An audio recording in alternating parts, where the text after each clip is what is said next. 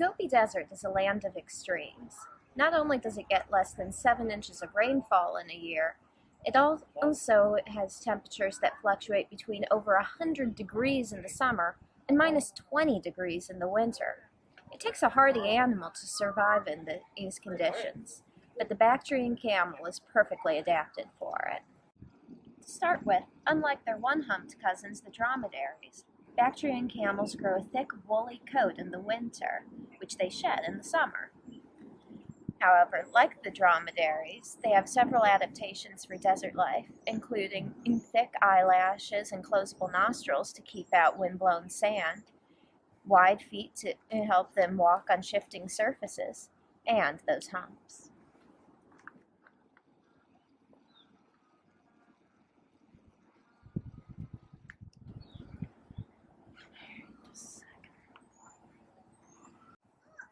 A camel's humps contain enormous fat reserves, which also act as a form of water reserve.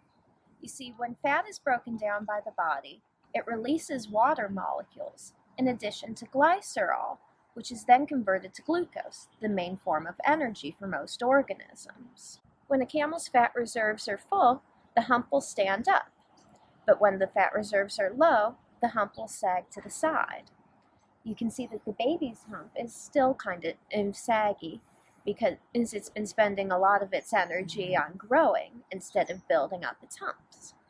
Due to their size and the tough environment that they live in, camels don't have a lot of natural predators, but that doesn't mean that their babies get a break. A young camel will be on its feet usually within an hour of birth and ready to walk shortly after. This is not only in case of predators, but also so that mom can keep moving to find the relatively scarce food resources in the desert. This is fitting in a way because this little boy's ancestors went on an incredible walk, all the way from North America, across the Bering Strait, into Asia, and in the case of the dromedaries, all the way to Africa. However, camelids went extinct in North America.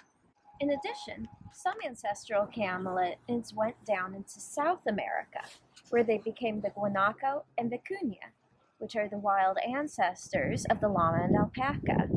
While the llama and alpaca lack the camel's signature humps, you can still see the family resemblance in their long necks, two-toed feet, and penchant for spitting.